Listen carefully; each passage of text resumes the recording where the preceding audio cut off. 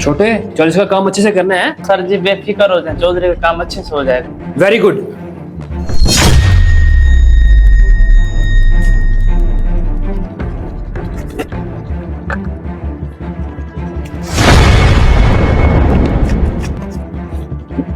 उस्ताद जी मैं तो कहता हूँ आप खुद ही कर दें, पर गर्मी हो रही है, लड़के को भेज दें, पानी शानी मंगवा लें। हाँ हाँ जॉर्ज साहब, क्यों नहीं, अभी पानी मंगवाता हूँ। छोटे, पानी लेके आ, मैं देखता हूँ।